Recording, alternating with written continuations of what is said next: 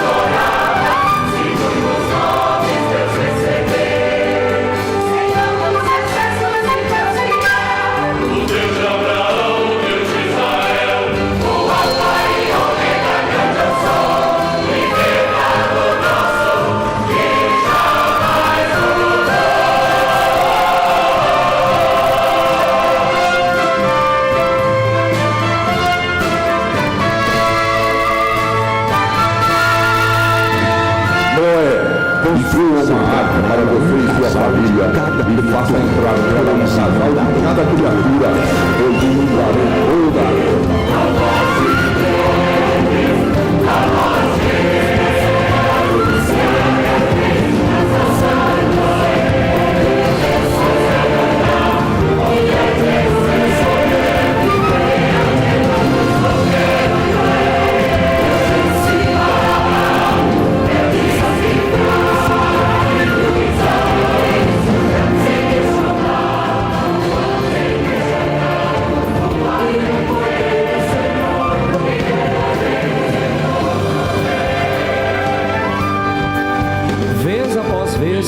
Deus se revelou aos homens, e cada vez os homens lhe deram um nome baseado naquela revelação.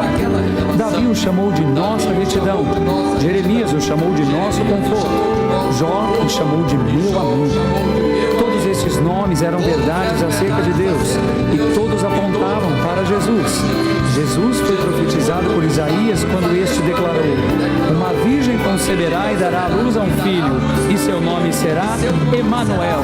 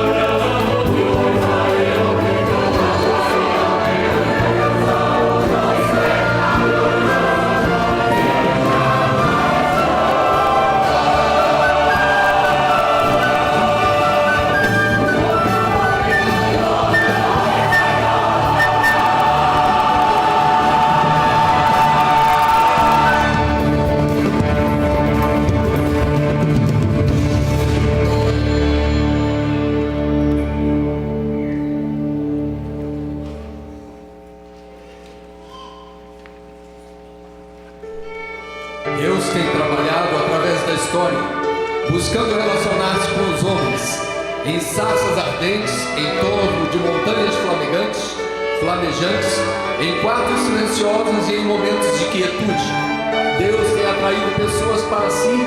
Você consegue imaginar Moisés ou Maria, Abraão ou Noé, tendo um contato direto com o Deus vivo?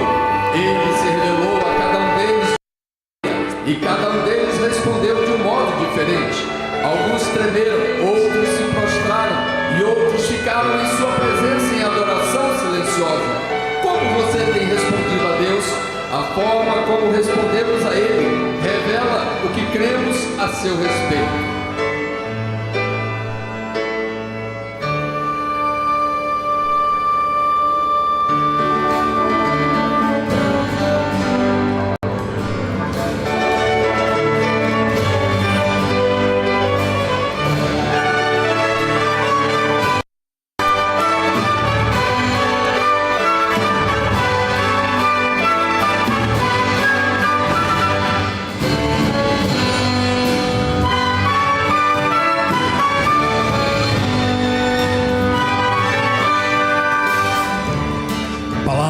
São como vento,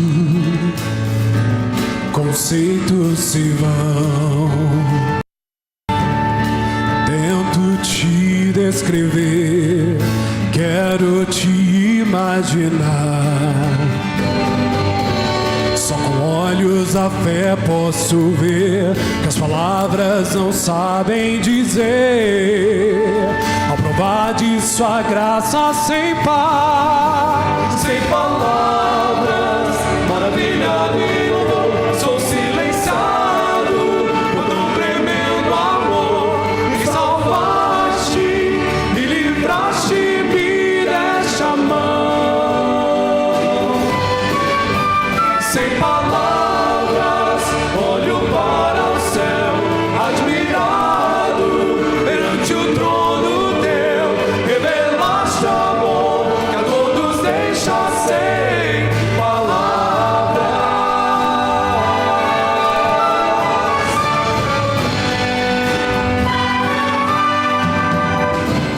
Que tipo de amor é o seu, que trocou todo o céu pela cruz?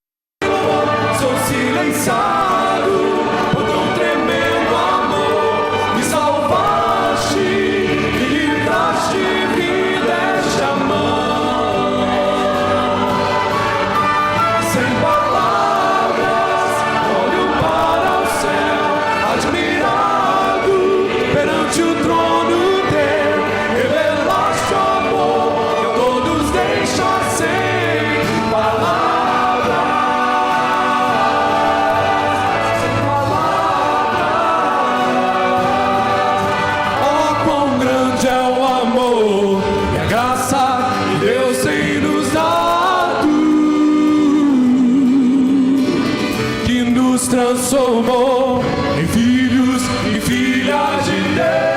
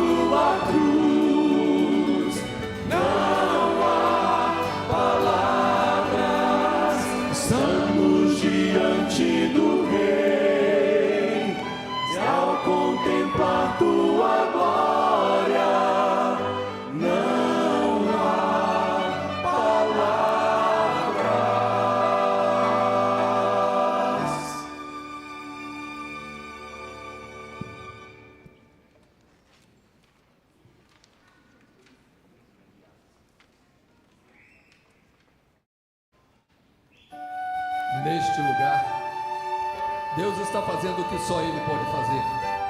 Ele está buscando relacionar-se com você. Se você não o conheceu antes, pode começar a conhecê-lo agora. Se você anda com Ele há muitos anos, mas está faminto por mais intimidade, isto é exatamente o que Ele está oferecendo nesta noite. Saiba que hoje, sua vida pode ser transformada. Se Deus deseja que isto aconteça, assim será. Se você quer deixar ir o passado, abrir mão de inquietar-se com o futuro e se encontrar com o Senhor neste momento, Ele está aqui. Seu Santo Espírito está esperando para lhe conduzir à majestosa presença do Senhor. Seus olhos estão abertos para vê-lo e seu coração está aberto para recebê-lo. Enquanto o coro ora, através desta canção que será cantada, estejamos abertos para ver a Deus e receber tudo que Ele tem para cada um de nós nesta noite.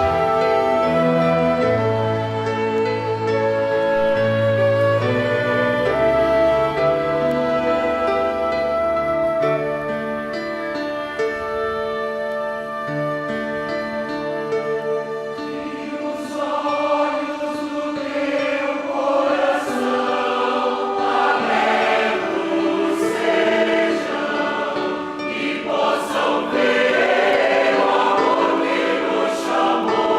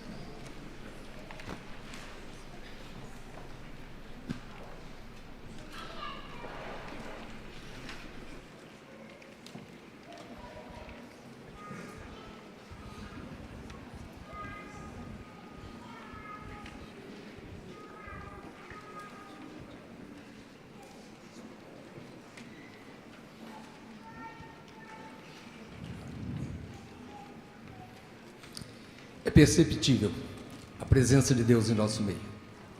E daqui nós podemos perceber claramente que muitos estão cantando com o coro. E não somente cantando, estão orando com o coro. Mas eu quero neste momento, em nome do Senhor da igreja, convidá-los a continuarmos orando e buscando esta intimidade com o Senhor. Talvez orando assim: Senhor, afasta de nós toda distração. Queremos olhar somente para a face amorosa do nosso Salvador. E uma vez que os nossos olhos estejam abertos, permita que vejamos que somos abençoados com todo tipo de bênção espiritual. Obrigado por nos escolher antes da criação do mundo. E obrigado por nos adotar como filhos através de Jesus. Este é o teu prazer e o teu desejo, conhecer-nos e amar-nos intimamente como um pai ama o seu filho. Por sermos crianças de Deus, Ele colocou em nossos corações o seu Espírito Santo. E por isso agora nós temos o direito de falar com Deus como nosso Pai, nosso Abba, nosso Papai. Amém.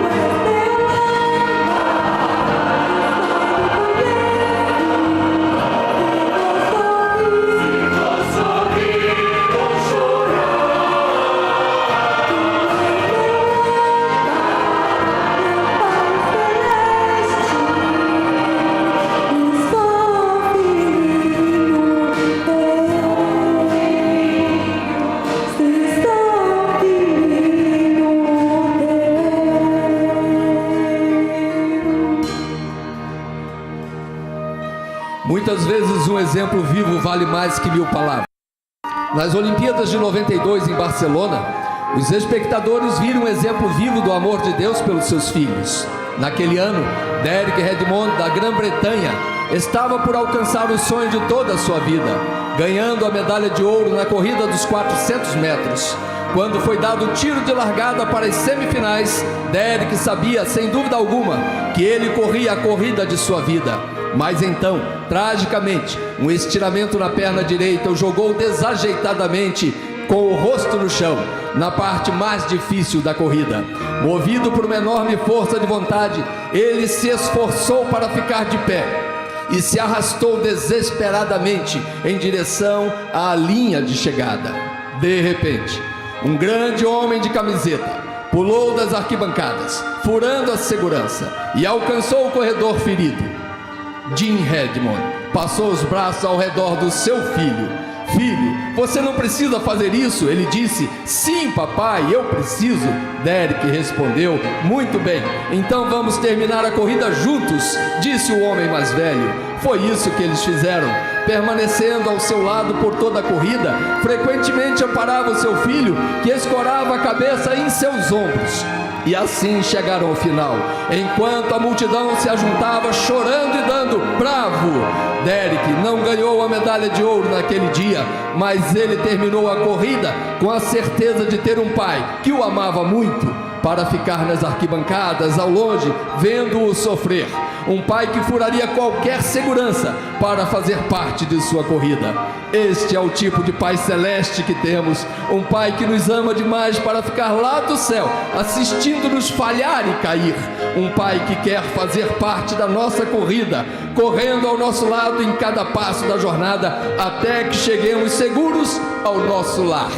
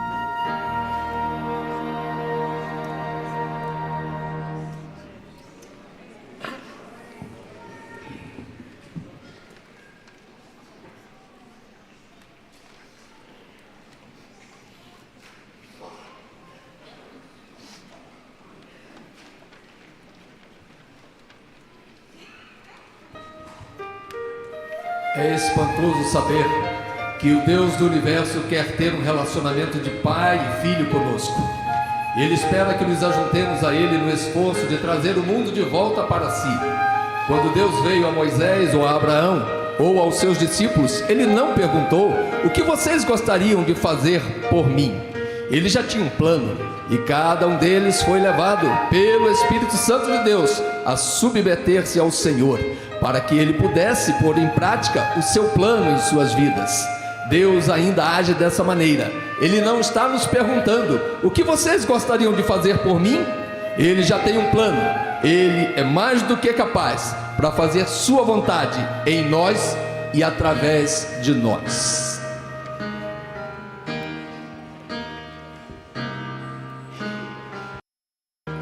Não é o que eu farei por Jesus, mas o que Ele fará em mim. Não é o meu próprio poder, mas o seu poder em mim.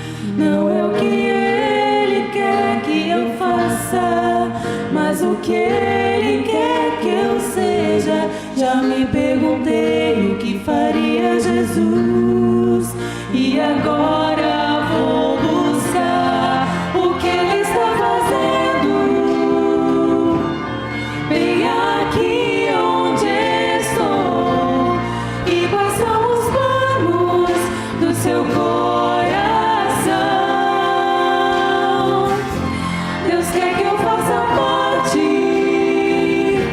e seja honesto ao perguntar o que Ele está fazendo. E se eu vou ficar a partir? Não são meus planos que Ele quer, pois Ele já traçou os seus. Não é o que eu posso ofertar, pois tudo vem das suas mãos. Se eu abrir mão das minhas ideias e deixá-lo dirigir, não perguntarei o que faria Jesus, mas verei ao meu redor o que Ele está fazendo bem aqui onde estou. E quais são os planos do seu coração?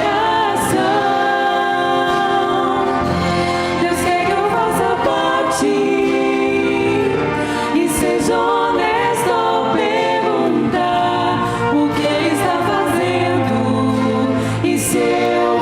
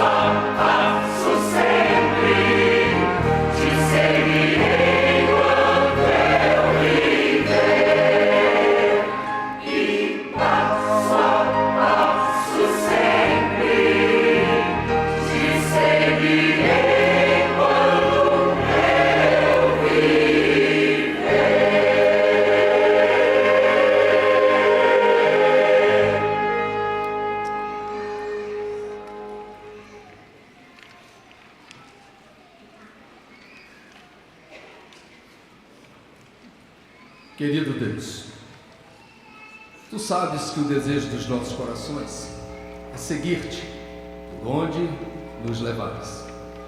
O anseio em cada um de nós é te conhecer, ouvir a Tua voz e te encontrar de uma forma mais pessoal. Podemos agradecer juntos dizendo: obrigado, Senhor, por estares aqui nesta noite. Amém? Vocês já perceberam que o desejo profundo que sentimos de nos encontrar com o Senhor já é o começo do próprio encontro? Só mesmo Deus pode plantar esse desejo em nossos corações. E para ouvi-lo, não precisamos fazer grandes manobras. Deus está sempre falando conosco. Já me ocorreu de estar lendo a Bíblia e de repente ser surpreendido por uma nova maneira de entender o texto. Este é o Senhor falando conosco. Quando isto acontecer novamente, escreva o texto, medite ainda mais nele, mergulhe nele. Peça a Deus que lhe mostre os ajustes que você precisa fazer para alinhar a sua vida à sua vontade. Aí então, faça estes ajustes sob a bênção de Deus e deixe Deus trabalhar. Deus também fala conosco através da igreja. Os membros do corpo de Cristo agem na igreja do mesmo modo que os membros do corpo humano atuam no corpo. Por exemplo, o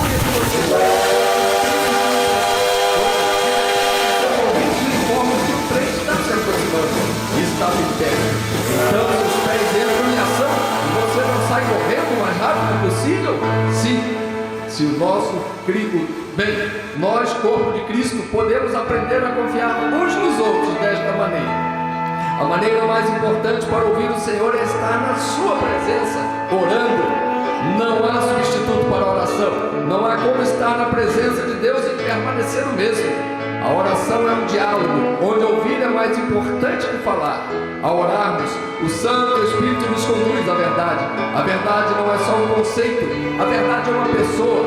Orar é conhecer Jesus Cristo que disse: eu sou o caminho, a verdade e a vida.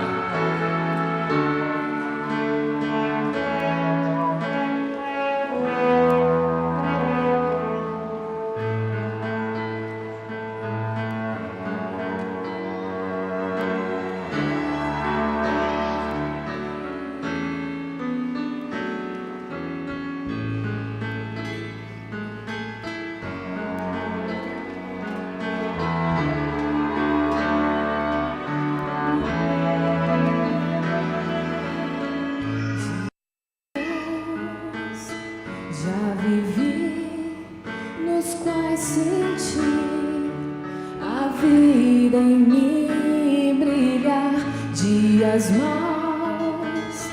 Já vivi nos quais provei do incerto e do pesar. Sim, eu aprendi a sobreviver no riso na dor. De joelhos, sim, de joelhos, sim. Lá estou diante do amor que me manda.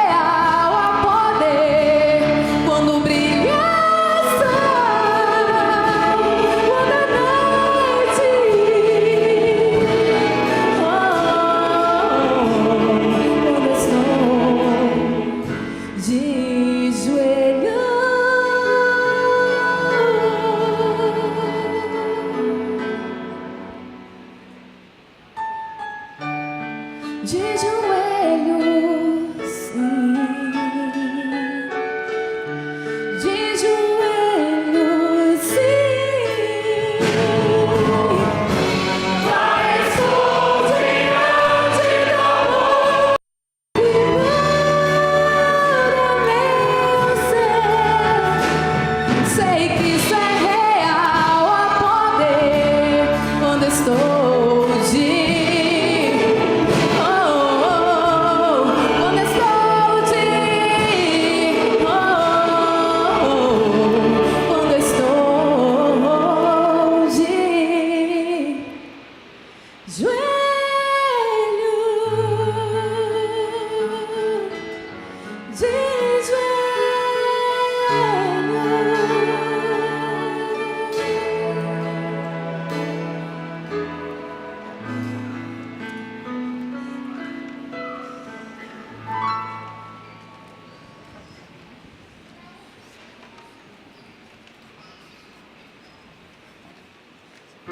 Eu não sei o que você está passando na sua vida, mas você sabia que Deus também pode falar conosco através das circunstâncias boas e más?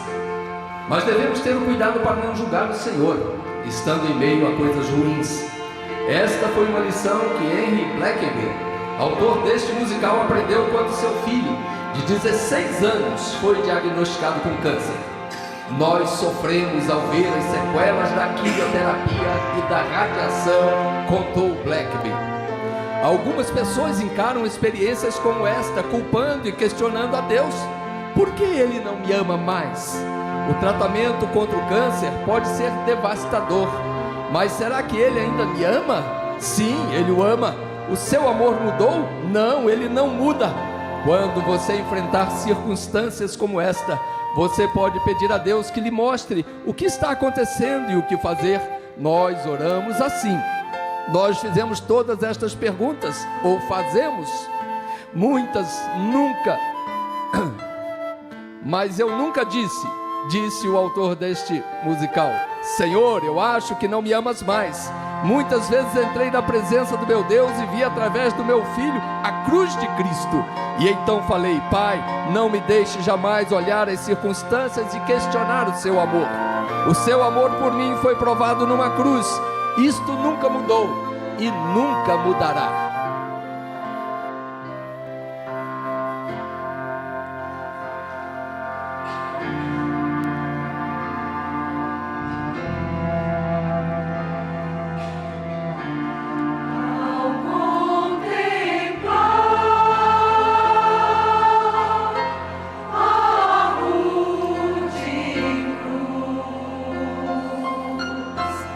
Em que por mim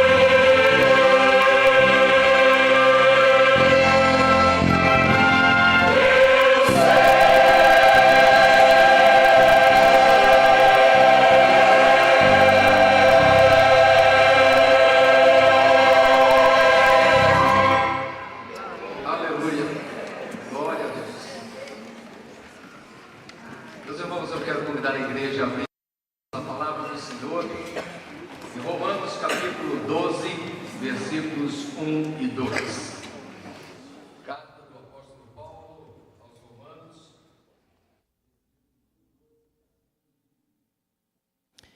Rogo-vos, pois, irmãos, pelas misericórdias de Deus, que apresenteis o vosso corpo em sacrifício vivo, santo e agradável a Deus, que é o vosso culto racional.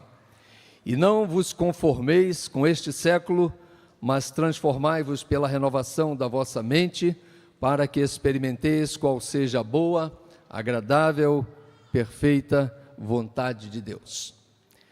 Na Bíblia nós encontramos muitas experiências com Deus. Muitas já foram cantadas aqui nesta noite. Nossas crianças estão sendo convidadas para descerem ao departamento infantil, serão orientados à porta, será lá embaixo, no departamento propriamente dito, ou no auditório, crianças de 0 até 10 aninhos. Podem ser levadas pelos seus pais ou irem caminhando diretamente, possam assim receber a mensagem apropriada aos seus corações. Vamos voltar então aqui ao nosso texto, relembrando esses 2 versículos de Romanos capítulo 12, versos 1 e 2, e lembrando que na Bíblia nós encontramos muitas experiências com Deus, muitas já cantadas aqui nesta noite, como vimos na imagem, ouvimos o coro cantando sobre Noé, chamado para construir um grande barco, uma grande arca, em tempo de seca, e de seca a gente entende bem, não é? Como é bom quando a gente vê uma chuva agradável caindo num mês, atipicamente caindo no mês de agosto. Abraão, sendo pai já na velhice, e saindo da sua terra, da sua parentela, e tornando-se feito por Deus, pai de grandes nações. Moisés, protegido da morte na infância, para que pudesse ser trabalhado por Deus no tempo próprio, a fim de se tornar o libertador de Israel, tirando-o da escravidão do Egito.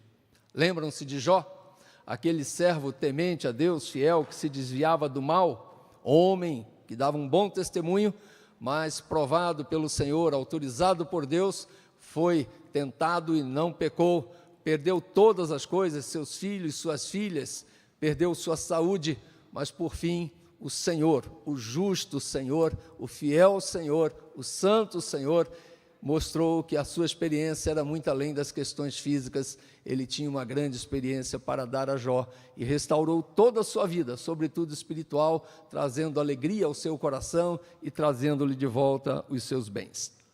Davi, aquele jovem que foi ungido por Deus, por meio do profeta Jessé, quando foi à sua casa, e ali, profeta Samuel, na casa de Jessé, são muitos nomes para o velhinho aqui, e ali, ungido por Deus, por intermédio do profeta Samuel, ele é escolhido, e ele é elevado de pastor de ovelhas a rei de Israel, e ele foi considerado, apesar das suas limitações, como as nossas, como um homem segundo o coração de Deus. Que experiência, irmãos, que experiência. E a gente pode ver tantos outros. Isaías, Jeremias, foram citados bem no início da narração, profetas usados por Deus para anunciar a vinda de Jesus, o Filho de Deus. Tem um nome aqui, sobre todos aqueles, humanamente falando, a bem-aventurada, sabe o nome dela? Maria, escolhida por Deus para, pelo Espírito Santo, ficar grávida, esperar o Filho de Deus, o Messias prometido. Que experiência, que experiência. Os discípulos andaram com Jesus, sentaram-se em sua presença, comeram junto a ele, aprenderam diretamente com o Mestre. Teríamos muitas outras para relembrar, mas vamos dar um salto para a nossa realidade. Qual foi ou qual tem sido a nossa experiência com Deus? Talvez nesta noite nós já estamos vivendo uma profunda experiência de encontro com o Senhor. Além de saber qual foi, talvez quando, qual é a maior experiência que uma pessoa pode ter com Deus? É uma boa pergunta para a nossa reflexão nesta noite. Não somente nos dias atuais, mas em todos os tempos, Muitos buscam ao Senhor para obter a cura dos males físicos e emocionais. Estão errados? Não. Tantos buscam o Senhor para resolver seus problemas de relacionamentos interpessoais desgastados, às vezes com o cônjuge, com os filhos, com os pais, na família em geral, com amigos, irmãos. Estão errados? Também não. Outros para obter respostas às suas necessidades temporais. Alguns que estão mercadejando a fé até colocam em placas, avisos, agora na mídia, propostas de emprego, casa, negócios. Estes estão errados. Mas os que buscam, não. Porque o Senhor nos propõe uma vida abundante, que engloba todas essas coisas. Mas eu volto à pergunta: qual é a maior experiência que uma pessoa pode ter com Deus? Sim, é uma questão de prioridade. O próprio Jesus diz a cada um de nós: buscai em primeiro lugar o seu reino e a sua justiça, e todas estas coisas vos serão acrescentadas. Lembram-se de alguns exemplos? O cego, quando ele viu Jesus, ou melhor, ele era cego, quando ele ouviu que Jesus se aproximava, e ele começa a clamar pelo filho de Davi, pedindo a misericórdia dele, Jesus manda chamá-lo, e ele chega à presença de Jesus, e Jesus faz uma pergunta: o que queres que eu te faça? Qual seria a resposta, irmãos? Que eu torne a ver. E Jesus olha para ele e diz com poder e graça e misericórdia: vai, a tua fé te salvou. Mais do que voltar a ver, ele recebe o perdão dos seus pecados, porque Jesus entrou em seu coração. Neste momento, somos convidados pelo Senhor a refletirmos sobre a nossa experiência pessoal com Deus. Nós que estamos aqui no templo, você que está cultuando ao Senhor em sua casa, onde quer que você esteja neste momento. E os 2 versículos que nós lemos, eles dão início à segunda parte do livro ou da carta do apóstolo Paulo aos Romanos. Se nos primeiros 11 versículos, Paulo discute sobre a doutrina cristã, incluindo temas como pecado, salvação pela fé e a relação entre judeus e gentios, a partir do 12º, o capítulo 12 que lemos, seus 2 primeiros versículos, ele começa a falar sobre a aplicação prática daquelas doutrinas na vida dos crentes. E hoje à noite, então, considerando tudo o que já ouvimos, que estamos introduzindo nesta reflexão, eu quero convidá-lo a pensar sobre a nossa experiência com Deus. Mas quando colocamos nossa, fica no coletivo. Eu convido a pensar na primeira pessoa do singular, sobre a minha experiência pessoal com Deus. A fé reformada, ela é caracterizada pela ênfase na soberania de Deus e na autoridade das Escrituras. E pautado nessa visão doutrinária, eu quero dar um passeio em alguns versículos bíblicos e, por fim, voltar aos 2 primeiros do capítulo 12 de Romanos, que já lemos.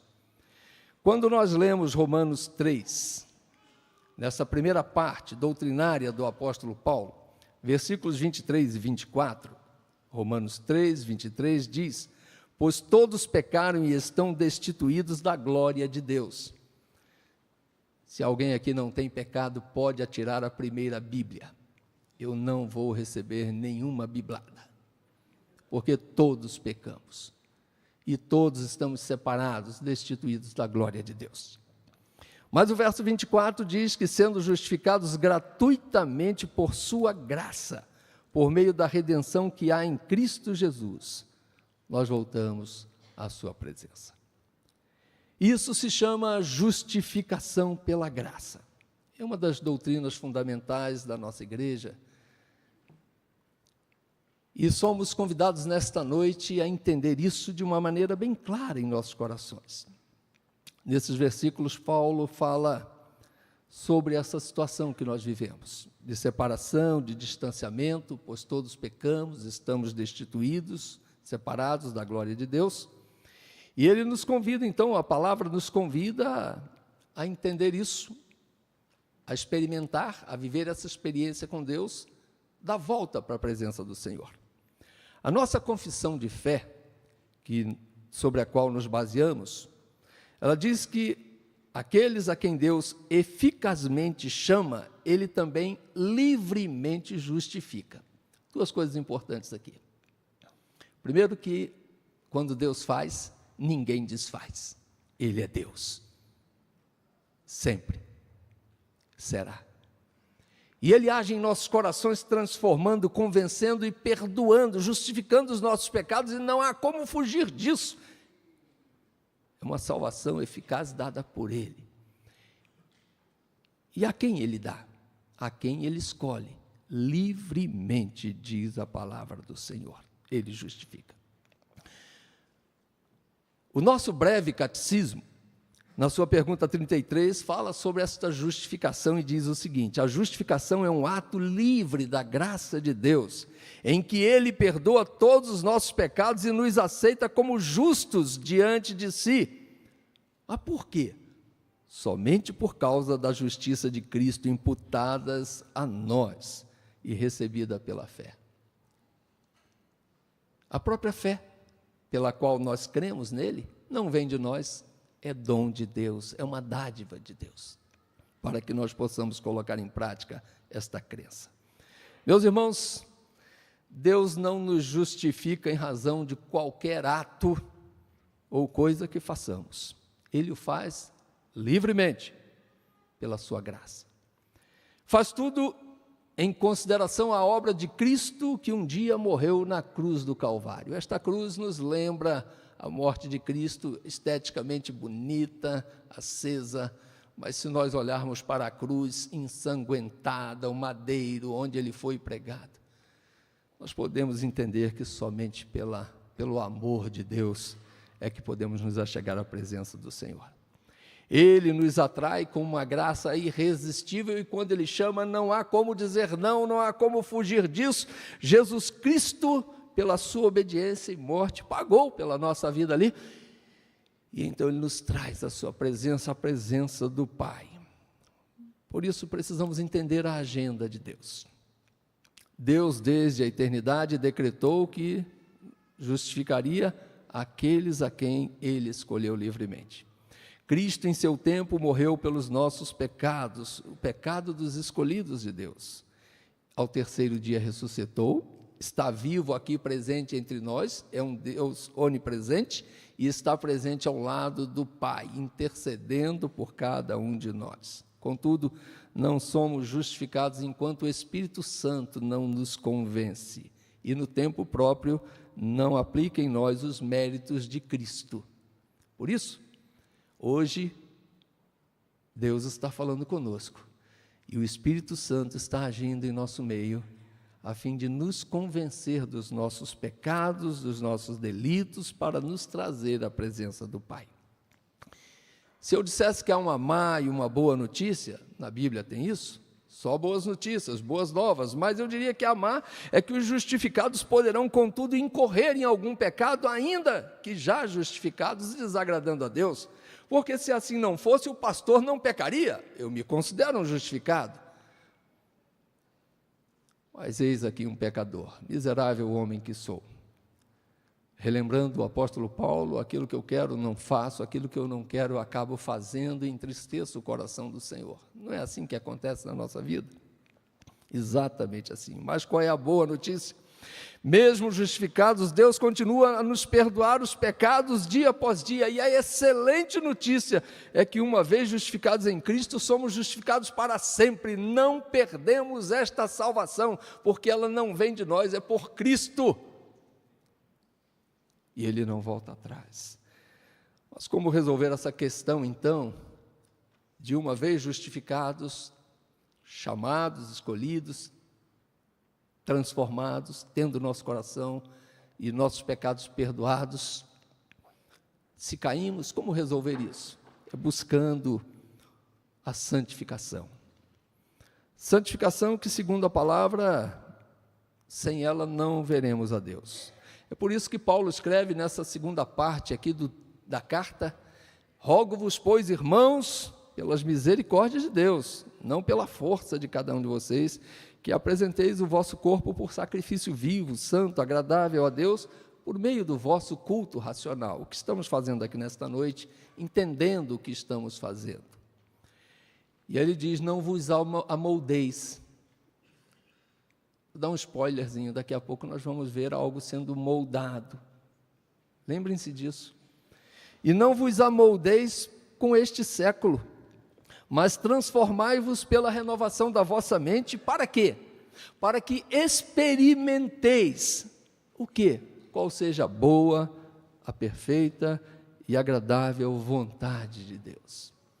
Meus irmãos, Deus, além de nos tirar do pecado, pela sua graça somos salvos, coloca em nossos corações a fé para que possamos agradá-lo em nossas vidas, apesar das nossas limitações, e continua trabalhando dia após dia em nossas vidas. Esta noite é mais uma de santificação. Tive o privilégio, me permito uma referência pessoal, de dizer ontem, numa confraternização do coro, em agradecimento pelos 63 anos de organização, de dizer que este musical tem falado profundamente ao meu coração. Ao ensaiar a minha parte na narração, ao ouvir e cantar juntos, ou junto com o coro, a entender Deus falando ao meu coração. E Deus tem santificado, tem trabalhado e tem feito isso na vida de cada um desses integrantes e de todos aqueles que estão participando, direto ou indiretamente. Então Paulo, exortando os irmãos da igreja lá de Tessalônica, ele vai dizer a respeito dessa santificação: porque esta é a vontade de Deus, a vossa santificação, o aperfeiçoamento espiritual, dia após dia. Se justificação é um ato de Deus, a santificação, ainda que tenha a nossa participação, só nos é possível se estivermos na presença de Deus, motivados, guiados, convencidos pelo Espírito Santo de Deus. Sobre este processo, a confissão de fé, que já citei em outro texto, outro trecho, diz: aqueles que são eficazmente chamados e regenerados, justificados, têm suas vontades renovadas e capacitadas a fazer o que é espiritualmente bom, e em conformidade com a sua vontade renovada, são, pela graça, habilitados a obedecer voluntária e sinceramente a todos os mandamentos de Deus. Deus nos chama, perdoa os nossos pecados, nos justifica e nos quer numa vida de intimidade com Ele. E o breve catecismo sobre isso diz que a santificação é o processo contínuo da livre graça de Deus, pela qual somos também capacitados a morrer para o pecado e a viver para a retidão. Se não, vejamos. Os que são eficazmente chamados e regenerados recebem de Deus um novo coração e um novo espírito. São mais e mais fortalecidos para a prática da verdadeira santidade. E diz a Bíblia: sem a santificação jamais veremos ao Senhor. Que aplicação nós podemos tirar disso? É que um dia nós partiremos. E se aqui está bom, o pastor Marco Antônio disse, este culto promete. Eu creio que este culto, Deus prometeu nos abençoar, pastor, em toda a eternidade, ou desde toda a eternidade. E se aqui está bom ouvindo este coro, parece um pedacinho do céu. É inimaginável como é o céu. Dá para fechar o olho e falar: Senhor, se isso aqui está bom, o céu não dá para entender, porque lá tudo é perfeito. E então virá um terceiro passo, além da justificação, da santificação durante este tempo, da luta do pecado pela santidade, virá a glorificação. Quando nós partiremos e teremos nossos corpos glorificados. Quando nós partimos, segundo a nossa visão reformada também, nós partimos como salvos para a presença de Deus e o vemos face a face como Ele é. No dia em que Cristo voltar, nossos corpos serão ressuscitados e serão glorificados plenamente e viveremos com Ele na eternidade, no paraíso celestial, no lar celestial, cantando e adorando ao Senhor para todo sempre. E nos preparando para o dia desse ápice da nossa vida com Deus, da experiência pessoal com Deus, vivendo esta glorificação, eu gostaria de convidá-lo para que nas 2 próximas canções que vamos cantar juntos com o coro, nós possamos dizer, pessoalmente, individualmente, quem sabe juntamente com seu esposo, sua esposa, seus filhos, como família, como igreja, tal qual estou. Eu venho a ti, usa-me e envia-me, quero te seguir. Nós vamos ouvir, mas eu te convido a cantar e viver, a experimentar. Mas eu quero te convidar também a dizer, quero atender o teu chamar, quero te amar, separar a minha vida para ti.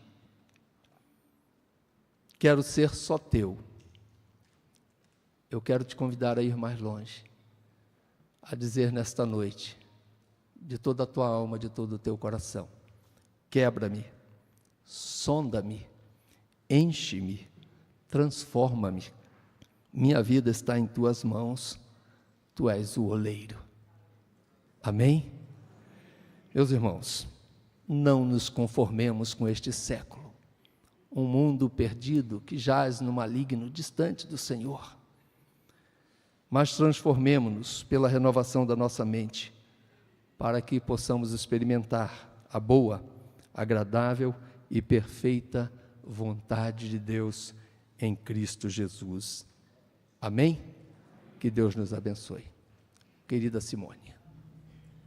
Opa. Dani. Bênção.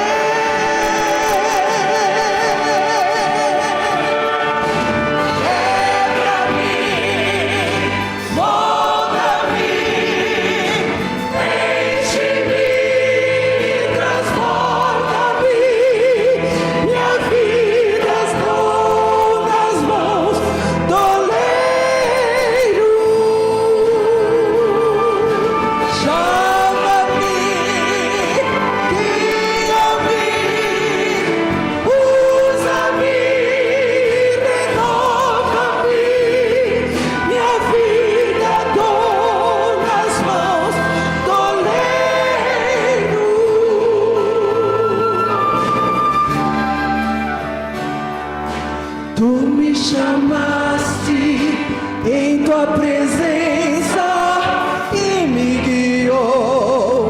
O Espírito Santo vem me ensinar minha vida a viver em teu querer.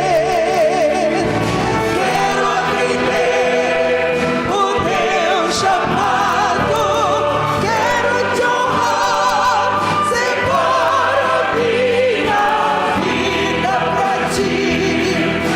Quero ser só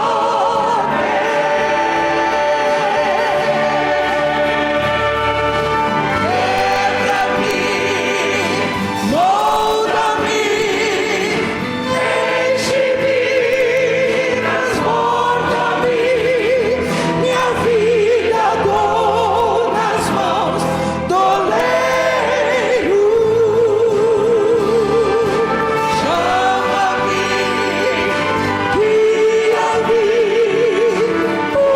usa-me, renova-me. Minha vida dou nas mãos do oleiro.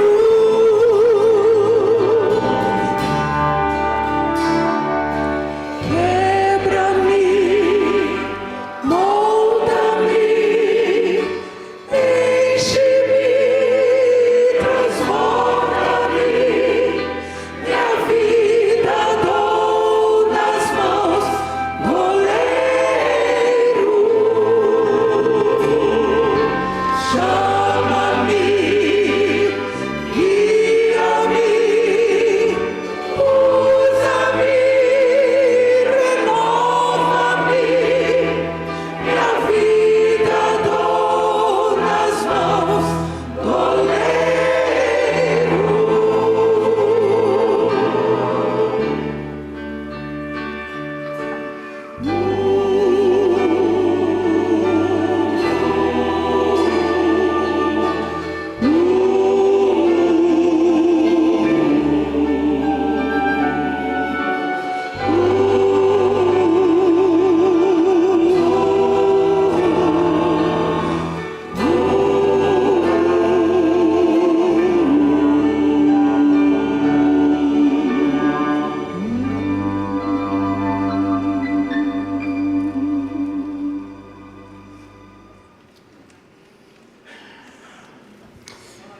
Hoje, na presença de Deus, Ele está abrindo os nossos olhos para que vejamos e percebamos quem Ele é e o quanto Ele nos ama.